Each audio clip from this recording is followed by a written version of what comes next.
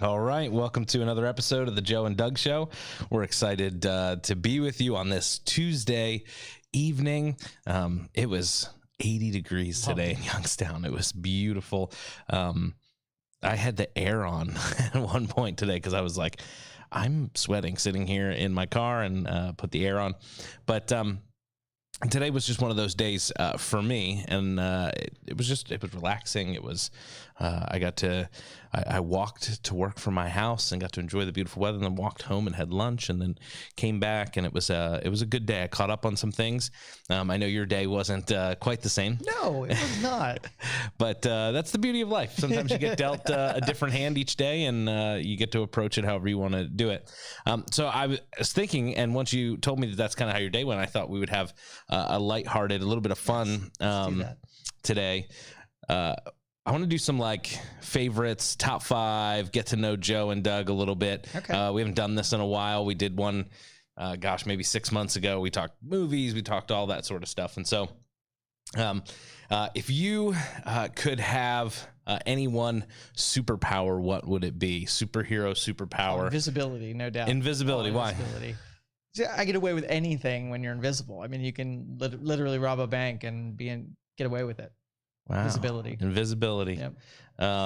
Not the most noble. No. I wouldn't, save people. I wouldn't, world hunger, solve problems. No, I would be invisible so I could rob a bank. I mean, hey, it's been that kind of day, hasn't it? But I've been holding on to that superpower dream since I was like 5 years old. All right. No, yeah. We do this with my kids, and we've gone around the table recently and all talked about what superpowers we had and what would be our superhero name and what would our costume look like. And they're very creative with some of their stuff for the weirdest reasons. But I always say that I would be like the Hulk. I would be super strong and able to do, whatever I want to do. And you say, well, I'd rather be invisible and get away with robbing the bank. I could rob the bank and nobody could take me to jail. So just break everything you want, right?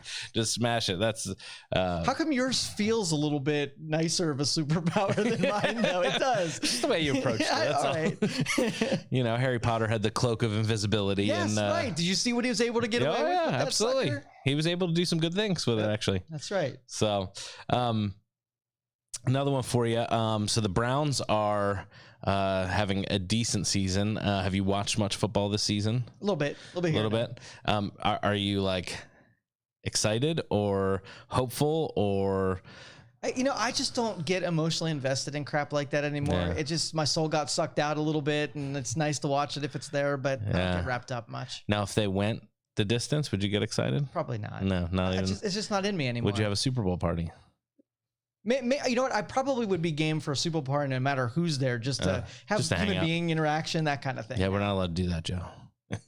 6 foot distance. 6 foot party. Distance. Yeah, 6 foot distance. Deb would kill me because I canceled Thanksgiving dinner and Christmas dinner and whatever. So if I had a Super Bowl party after canceled those, why'd you guys cancel? Just family to stay separate or whatever? It's a big production, and I know not a whole lot of them aren't going to show up just because of the fear. And I know that we'd put way more time and effort into it for 5 people. And I'd prefer just to have the smaller groups over a period of time than try to do that. So, do you guys? What do you do for Thanksgiving? We are getting in Augusta bus and we are heading down south. Oh, nice! For Thanksgiving, we're going to be in Nags Head, and for Christmas, we're going to be in Destin, Florida. Very nice. So you'll get some vitamin C as well. I will. That's cool. You guys, what's your Thanksgiving, holiday, Christmas? What do the meals look like? What are some of the traditions you guys do? We do very conventional on both sides. Christmas is a little weirded out. They always celebrate on Deb's side. They always celebrated Christmas on Christmas Eve, so that you'd have the full blown Christmas experience, and then the next day you'd have the full blown Christmas experience times 2. Yeah. So 2 dinners, 2 gifts, 2 families, and whatever. But Thanksgiving, pretty traditional. Everybody comes over our house. We have turkey. We have the whole thing. Nice. Yeah, we do turkey and mashed potato stuffing. I watched a Gordon Ramsay video where he made the most delicious looking turkey I've ever seen in my life. And the video is 9 minutes, and I'm like, man, that turkey only took him 9 minutes to make, but obviously it took him might be a little all longer day. Than that. Yeah. And the two things that stood out in the video that I don't know if you know this, but I learned this from Gordon Ramsay, and Gordon Ramsay's a pretty good chef. When you cook a turkey, people always complain because people dry it out, right? There's two things that he does to keep it from drying out. He lifts the skin with his hand underneath the meat, and he rubs this homemade butter all over the meat, between the skin and the meat. So he goes underneath on both sides, and that helps keep the moisture in. And the second thing that he said, and he said he learned this when he was in cooking school in France as a young chef, that you have to let your meat rest as long as you cook it. So when you have a bird like that and you cook it for 3 hours, it needs to sit for 3 hours. And I was like, did not know that. I literally was listening to the video. I'm like, hold on, let me listen to that again. And he said, when you do that, it lets the juices and all that stuff get sucked back in to the meat. And he goes, too many people cut it open when it's piping hot, and it all evaporates in the air and it dries out your meat. Well, in our house, they bring it out and they open it up and people just attack it. And I think it's gone before all that. Yeah, it's we definitely do the turkey, and for Thanksgiving, Christmas, we have a good time with that. Now, do you cook? Personally? I have cooked. Do you like cooking? I wanted to be a chef at one point. No kidding. I did not know that. When I was in 8th grade, we had to choose 3 vocations, and I chose a police officer, I chose a chef, and I chose a history teacher. And we got to go to the police station and hang out with police officers and see what they did for, wasn't a full day, but for a few hours. And that was kind of cool. Got to get locked in a cell. It's the only time I've ever been locked in a cell. And even though it was like for fake, my heart dropped. Like I almost cried when they closed the door. That part. This isn't like Scared Straight. This is show me what a police officer does. They were cruel to you. Well, they showed you the booking. They did our fingerprints. We got to see the break room. Like it was. What the heck? Yeah, it was. I would do it. They weren't like mean about it, but I remember hearing the thing closing. I went, but and then I got to spend a week going to the vocational school. I grew up in New Jersey, and we got to go, and they had a whole culinary program that you do there. And this is what did it for me. So I went, and I was like, this is going to be awesome. We're going to cook food. And I like making omelets and grilled cheese. And like, I didn't mind cooking at home, and I, would experiment with different stuff. And I go into this program, and the teacher's name, I think, was Mrs. Cacciatore, like chicken cacciatore. I'm like, perfect name for a culinary teacher. And she goes, we're going to be prepping coleslaw today. And I was like, oh, great. And what they did was they basically let these students cook the meals for the school lunches and for the different stuff. It's basically, slave labor. But it's brilliant from a business standpoint. Right.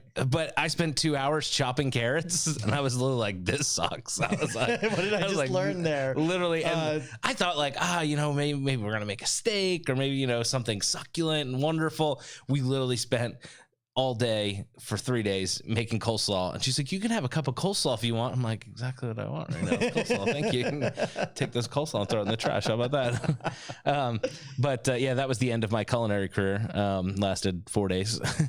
But and then I got to hang out with my history teacher, which was cool. I happened to enjoy his class for that. And I'm sort of a history teacher. It's a little bit of what I do. Yeah, did you ever what did you want to be when you grew up? Did you ever have like a moment where you? I knew I was going to be a business guy. I was starting businesses when I was, You were the guy that went to like Sam's Club or Costco and bought the candy bars, and then was in school selling them out of your jacket or in the locker. Here's what it did. So I'd ride the bus. And then before I got on the bus, I would go to the convenience store and buy all the Now and Laters. If you're familiar with Now and Laters, yeah. You get the big ones. And I'd get the big ones, right?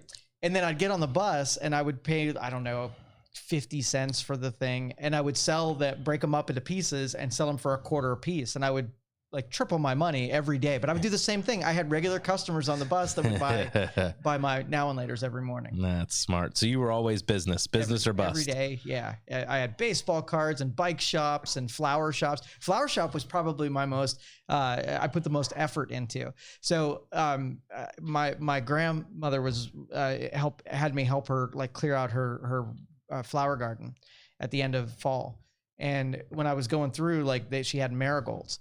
And marigolds at the end deal are just seeds are freaking everywhere. And so when I'm cleaning this out, I was like, well, what do you do with these seeds? And she was like, nothing. We just throw them away. We'll just, enough of them fall down that we get marigolds next year. I was like, could I have them?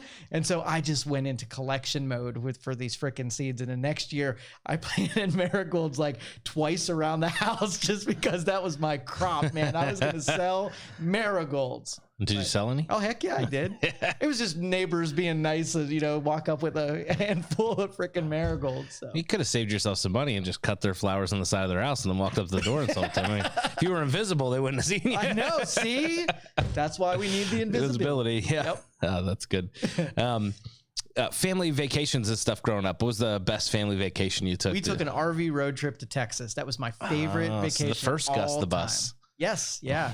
And it was my mom did accounting work for an RV firm, and they, the guy that owned it said, "Hey, why don't you take one of these suckers out? Take it out." And we were just hit the road, man. It was great. How long? Was it a week or 2 weeks? Or? I don't know. It seemed like forever when you were a kid. It was that kid deal. I swear we stopped in every state, and I was just away from family for the whole summer. But it was probably like a week. Yeah. Now, growing up, we had access to a shore house, family shore house. Down in Ocean City, New Jersey. And you always go down the shore. Even if you drive north, you go down the shore. It's just the vernacular that's used. And I would go, from the time I was little, I can remember going with my grandfather. We would go, because my parents still worked. And so I would go down the shore for a week with Pop-Pop or whatever. And I felt like I lived down the shore, but it was probably only a couple weeks we went every summer. But those memories are so, because he would get up early, and I can remember walking the beach before the lifeguards were out or anybody was really, like, as the sun's coming up, and you'd find all kinds of treasure and dead fish and, stuff that would wash up the night before, which was a ton of fun. But, and then, we would, when my dad and mom would come down when I was little, I can remember, putting crab traps in the bay and then going swimming and then coming back in the evening and pulling them up and, doing. Oh, you did that? That's pretty sweet. Yeah, crab, all that kind of stuff. Never did a ton of fishing in the ocean. My dad probably did, but we just never did. But we swam, ate a lot of pizza on the boardwalk, Core Brothers ice cream. Wonderful. Reminiscing, and the mouth is watering. I'm gonna put my toes in the sand on Saturday or Sunday, and it's gonna be good. How about growing up? What was your highlight reel in high school? If you had to pick like your top 3 memories, events from high school that just... Can I do the opposite? Can I like devastated? Sure. Oh, it was so bad. This haunts me to this day, and I feel if I get it out in front of you that it'll be gone off of my shoulders. So yes, exactly. So I played baseball my entire life since the time I was 5, me too, all the way up through high school. And this was like this was not high school ball. It was like maybe pony league, but it was up there. It was pretty important. Anyway, so I was super fast. I wasn't a good hitter, but I was super fast. So I was the pinch runner in perpetuity, right? You pinch ran for me. Yeah.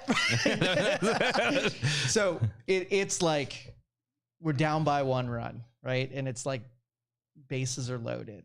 They put Joe out on the bases, right? And I hadn't played all game because this was an important one, and they're not going to put me in there. But it's pinch run time. But so I'm the go ahead run, and the catcher, of course, was following me up, and he's just going to smack it. He's going to smack it, and I get down like, crouched down, and I'm feeling good. My uniform is completely white. Everybody else is dirty. Mine is white. and so you just had Tide sticks on the sideline. That's all it was. And I'm like primping myself. I'm getting ready, right? And I look up and get the signs over there, and I hear a boom, and I look over, and the third baseman has the ball in his hands, and he just goes, tag. And I'm like, I was so busy being enamored with being on base that I totally blocked out that he was going to try to pick me off, and which he did. And when I came into school the next day, they were playing I Saw the Sign, It Opened Up. And it was the laughing stock. I lost the game. Oh, that's no bueno. All right. But you'll never forget that. Ingrained in my psyche forever. Yeah. Well, I played baseball as well, and we had a very good team. We had I want to say it was close to a dozen. It may have been a little more, a little less. Seniors, my senior year, we'd all played together since we were little. Our team went 18-4, won all kinds of games. We won the Group 2 championship in New Jersey. I think if I take my kids to my high school, my picture and the trophy will be in there, which is kind of cool. I haven't been back in, 15, 20 years probably. Long time. And but I remember that season and my whole baseball career. I wasn't a great hitter, but we just had a lot of really, really good hitters. And so I had 3 high school at-bats. That was it. I pitched, but they would have somebody else hit for me because you could do that in the league that we were in. And one time I had to hit, and coach was like, get in there. And we had, I don't know, I think there were 2 guys on base or whatever, and I hit this poke. It wasn't even a real, it wasn't a line drive, wasn't a nice hit. I was probably just protecting the plate. I was probably down in the count, and I just poked it out over the second baseman's head. But the grass had just been cut and was wet enough that the ball skid, and it skid right past the right fielder. Now, I don't know if you know this, Joe, but I was not the fast guy. No? They did not put me into pinch run. They pinch ran for me. Okay. And I ran like I had a piano on my back. Okay. So I took off and I get to first base and I realized that it skid past the right fielder. So I'm like, I'm going for second. Got the crazy look in my eye. I'm headed for second base. And I glance as I'm coming into second base to see whether I need to slide or not if the throw's coming in. So I look this way and I see the right fielder slip and fall as he gets to the ball. I'm like, I'm going for third. Coach is going, stay. I am chugging for third base. And I get there, and coach had a few choice words for me that I won't say on the air. But you made it. And I did. I made it to third base. Yes. The throw came in. The whole team, the guys were going bananas that I got a triple. They were like 3 high school at-bats, and he only gets a triple. And I probably had more attempts at the plate, but I walked or I, got hit or whatever. And then I ended up scoring after that. And it's one of the few games that my aunt was at the game, and so she took some pictures. So I actually have pictures of the one at high school at bat that I got like a triple on. But other than that, I just pitched and that was a hero story. I'm throwing out tragedy here. And you hit me up with that. It could have been a tragedy. It was a tragedy to watch that. You're tempting tragedy. Yeah. I would say for me, the other high school stuff or school stuff that I think of, I was like a gym class hero. Did you like gym class? I did. Yeah, like all my coaches were like gym teachers and stuff, so it was like fun to be in there. And they, I feel like freshman year, they were just like, just play volleyball. We're like, for how long? For the next 8 months. We're just going to play volleyball. Like there was no, they just threw some volleyballs out there and they went and sat on the side and doodled in their notebooks. Like they were not concerned with gym class. But then you always had one gym teacher that was like, we're going to do calisthenics today. And everybody's like, oh my gosh. But volleyball, I was a little bit of a gym class hero. I was going to win. And if you were on the other team and weren't interested in playing, you should just sit on the side because I'm going to hit that ball at you every time because we're going to win. And people are like, oh, why you got? People get so upset. I'm like, look, if you don't want to play, go sit on the side. Yeah, but I want the credit, so I got to stand here. Well, that's fine. I'm going to hit you with the ball because it's fun and we're going to win. And I can remember that repeatedly in that. And I wasn't necessarily the best volleyball player. We did some badminton, which was fun. And we played pickleball. Have you ever played pickleball? Never. We should play pickleball, Joe. Okay. They do it at the Y, and they have courts actually outside. But we played pickleball in high school, and it's basically tennis for out-of-shape people or old people. It's just shrink the court, use a hard wiffle ball and like paddle ball rackets. And now, if you play with people that are really good, obviously you'll move a little bit more than otherwise. But I played at the Y a bunch, and it was a ton of fun. And then I played in gym class. But they would play pickleball because they could break the gym up, and you could have 6 games, 8 games going at one time. Where with other things, you'd have everybody sitting and watching, and then you switch in and switch out. What was your favorite gym thing to do? It was dodgeball because but we had a gym teacher was like ex-paramilitary. Nice. Took it super serious. And he would always start out. How short were his shorts? Oh, very short. Very short. White socks. The whole thing. Beautiful. He would start out gym class as showing us how the ball is thrown and lighting up. Whoever the heckler in the class was got lit up right off the get-go. Oh, yeah. And it got out of hand a bunch, but it was fun because you got to see, like, especially when the girls would just get lobbed, because he didn't care. It was like, go easy on him. It was like, no, go hard. Yeah, my kind of gym teacher. we did dodgeball when I was a youth pastor, and I let some of the parents join in the one time, and I didn't realize how intense a few of the dads were. Like, these are like 7th, 8th, 9th grade kids out there, and some of them were not athletic. And at this point, I wasn't like in it to win it. Like, hey, we're just having some fun here. We got some gym time. So we're running around. There's one dad. The kid clearly got out, and he's having a full-blown argument with me. Replay! Yes. Like, and I'm like, dude, these are 7th and 8th grade kids. Like, just sit on the side here. You're embarrassing yourself. I mean, he was hot about it. And, but we had a ton of fun with that. And every once in a while, somebody would get doinked. When I was growing up, I played soccer, and for the end of the year party, I played on the travel team, and we would go paintballing as a team, and it would be our soccer team versus our parents. I'm telling you, there is no greater thrill than being able to light your mom or dad up with a paintball gun. And in that, it was a ton of fun. Now, the thing that I know now that I didn't really catch on at 9, 10 when we were doing this was mom and dad had all the money. So they had paint grenades and smoke grenades and everything else. You have a slingshot. They're like, here's your 50 pellets. Spend wisely. And you got to be careful with it. They're over there with canisters, dumping them in, and loading you up. And now, did you guys ever play kick the can as kids? Do you even know what that is? I know what it is, but I never played. We played. We would play King of the Ring. You just put a big ring on the ground and try and throw people out and be the last one left in the ring. I mean, it's a very creative game. Yeah, right. Or King of the Hill. You'd be the one to stand on top of the hill, chuck everybody else down. Kids just don't play those games. No. It's not like old guys. In my day. No, it's wow. Yes, we did just hate ourselves, didn't we? We had this field across the street. We just called it the field as if it was the only one. We had to walk across through our neighbor's yard, and they were super gracious. They let us go through there, and they actually had like a blacktop half basketball court in their backyard. And they were like, anytime you want to play, you can play. So we played basketball back there, but then we would play in the field, and we would go over there, and I mean, it was just high extension wires with like a little bit of grass. And so it was bigger than my, 1/8 of an acre property in New Jersey. So we were like, oh, we got a field. And there were a couple of trees, and we'd play soccer back there. We'd play football, baseball, etc. And, but in the certain times of year, these like stickers would grow up, and they would stick all over your pants, and they were super spiked, and they would get so high, and we'd go over there and we would have a blast with it, and we would get in there, and it didn't matter to us if you got hurt or whatever. Like, it was just a ton of fun. I'm sure if my brothers were sitting here, they would tell some stories where I was a jerk and hurt somebody. I don't remember those. I just remember winning a lot and then being upset that they lost. So well, our neighborhood was, when we played kick the can, was an everyday thing for for years of our lives, and our whole neighborhood became the inbounds, right?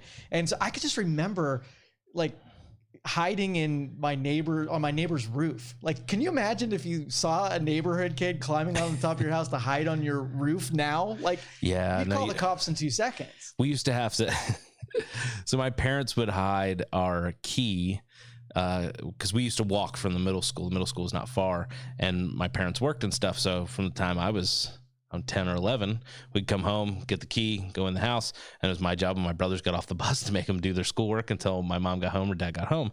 And it was usually an hour or so, but it felt like a long time. It was like, I'm in charge, guys, But I would be the first one to get home, and I would have to get the key, and the key was kept in the freezer on the back porch.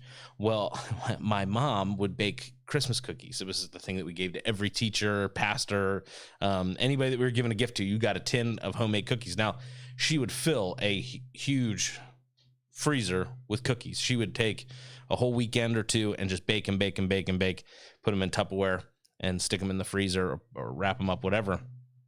And my brothers and I happened to like cookies. And so every once in a while, cookies would begin to disappear in that after school time slot. So she actually bought a huge chain and would padlock the fridge, and then eventually a locking fridge. Well, one of the first times that she locked that fridge, the key to the house was locked inside the fridge, so I couldn't get in. And I was sitting there thinking, like, how am I going to get in? Like, mom's not going to be home for an hour and a half. Like, I don't want to bother her at work. And so I went and get the ladder behind the shed and our porch. I put it up, and I knew the bathroom window, the one bathroom window, was never locked. And I crawled in, shimmied my way in on top of the toilet and down to the floor, and then went down and unlocked the door. And when she got home, I'm like, you're going to have to unlock that freezer. She's like, why? You guys have been eating all my cookies. And I was like, I couldn't get in the house. I had to go in through the thing. And my dad's like, is that why the screen's broken up there? I'm like, maybe. And but yeah, those are the funny things that you remember, when you sit and think back to, fond childhood memories and stuff like that. Did you have a favorite teacher or class or subject that you think back and like somebody that maybe really impacted you, or maybe somebody that was really funny? Yeah, the teacher, I think, hated me, but I loved him. He was my biology teacher, and I skipped a lot of class, and so he didn't like me. But when I was there, I was pretty proficient at it. I loved the sciences, but he was one guy that I knew that if I wasn't such a terrible student, that he and I would have got along really well. Yeah. No,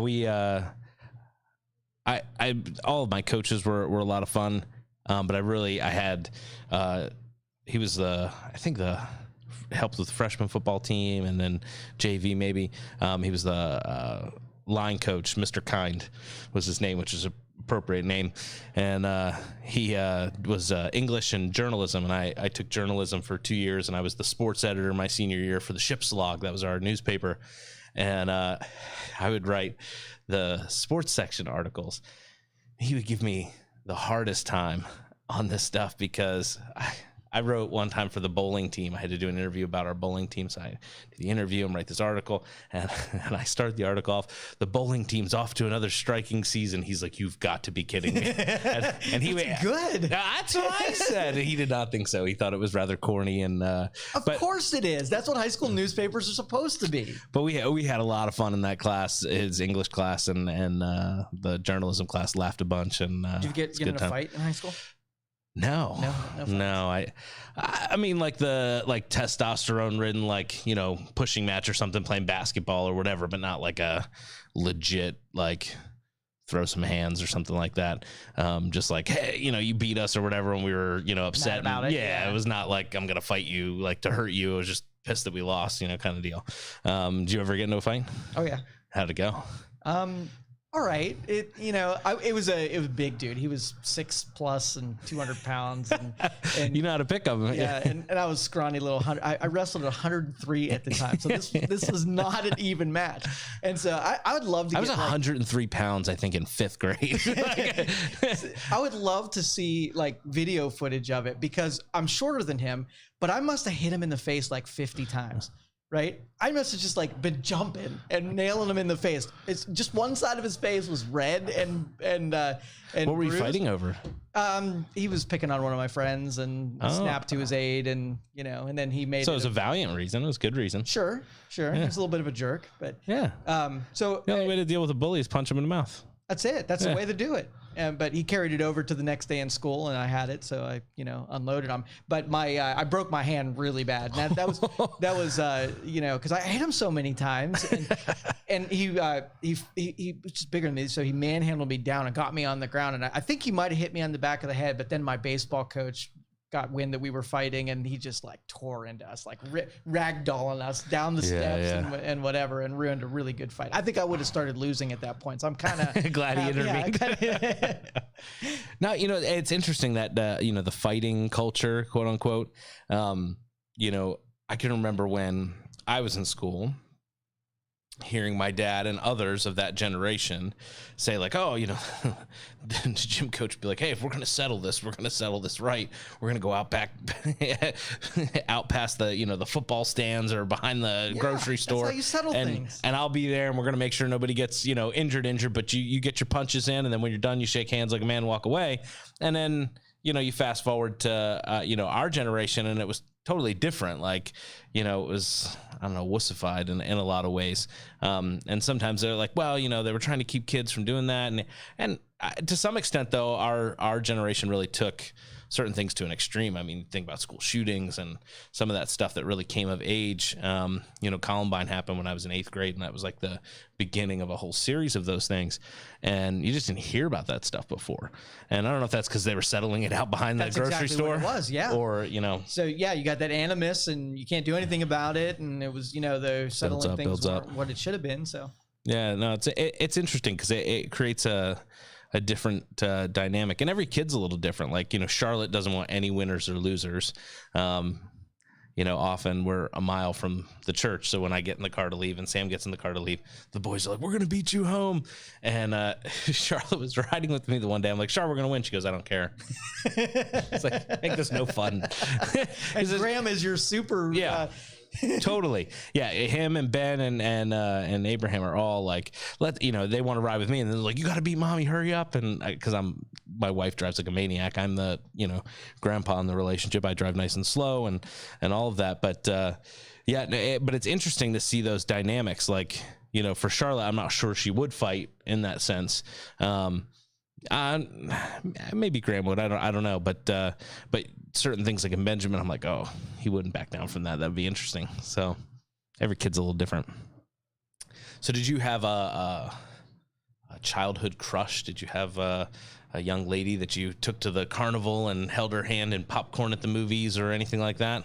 No, I was like a professional wingman because I was I wasn't really interested. I mean, I was girl crazy for sure, but I was more like I would be the one that would talk to anybody at any time. Mm-hmm. And so like if there's a group of girls, I would go stir up the conversation and get distracted by something else while they did their thing. So my friends used me for that for the longest time.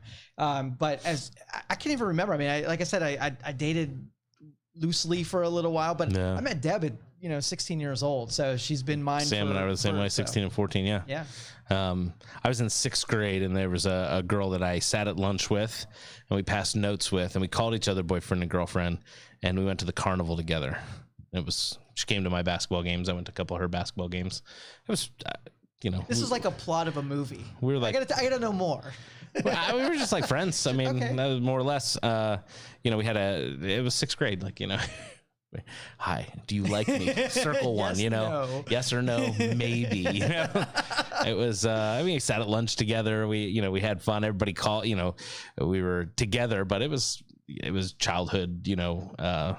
Innocent and fun and all that. And then really the next person I really seriously dated was Sam. All right, so what about like famous people, actors, musicians that you might have had a crush on that is like not a thing? Famous actors, musicians, crush on. That is an interesting. Sam always used to say to me when we would watch movies, she'd be like, oh, do you think her hair looks good or whatever in the movie? And I'm like, not really. And I never watched it with that kind of intent. I didn't have like a poster of somebody in my room or anything. Did you have one? Oh yeah. Deb makes fun of me to this day. Where Paula Abdul, she appeared. Oh. Debbie Gibson, she definitely appeared. She got in her head that I like Molly Ringwald too, and I don't even know who that is. Really? Breakfast Club? Yeah, you're young. Anyway, she was a fiery redhead. She was in every movie in the 80s, and she was. I used to listen. Maybe if I saw a picture, I'd know, but I don't know the name. All right. Well, I'll show you a little bit later. But she appeared. I listened to. Yeah. Is it your backdrop on your screen? No, I'm just kidding. But yeah, I mean, she was the voice in this record that I used to listen over and over again. And I didn't even know it was Molly Ringwald, but I liked that girl's voice, and I think that's where she got it from, because I had a crush on someone's voice that happened to be Molly Ringwald. So you said record there. Yes. So were you record? Did you have 8 tracks? Did you? I had one 8 track, right? Okay. And 3 Dog Night. And it was only because it was probably like a garage sale radio that happened to have an 8-track, and it came with one. I don't think we sought that one out, but we were all records. We had this big console radio thing, that all kind of records. My first purchase of a record was Michael Jackson's Thriller. Oh. My first one. And then my first cassette was Starship. Okay. And then my first CD was Guns N' Roses. How do you remember your first thing? But I do. My first cassette was Hootie and the Blowfish. All right. And I bought 3. I bought Hootie and the Blowfish, Big Willie style. And then it was probably Green Day. Dookie was real big at the time. Was that 93, 94, something like that? And then CD. What was my first CD? I don't know. It all kind of blended together. And I had a ton of CDs because we did I'm sure you did this, the mixtapes. Yes. Where you'd have to hit the record and then you'd flip it. And then the DJ would always talk over the first 15 seconds of the song. I'm like, dude, shut up. I'm trying to record this song. And then mixed CDs were big. I had a ton of those. Napster and all that. Download the free music. Get viruses on your computer. Go. Oh, yeah. So... Well, this was fun. I think it was good to have a lighthearted day. Yeah, and, I needed that. Thank you for not hitting me with anything that I would stumble on. Absolutely. No, it's good. And Thursday we'll come back and we'll hit some people with some inspiration. Okay, and, cool. Have some fun. And then next week, I will not be around. I don't know if you're going to do the show solo, if you're going to have a guest in or two, but I will be in sunny Florida, soaking up the sunshine, enjoying some family time. So we'll see you back here Thursday for some inspiration. Thank you for listening to this show on Youngstown Studio. If you like our programming, we invite you to subscribe to our YouTube channel, follow our Facebook page, or subscribe to your favorite podcast platform like iTunes or Spotify. This is original Youngstown content, and we would appreciate you sharing the videos and the word about us. Thank you. That's cool.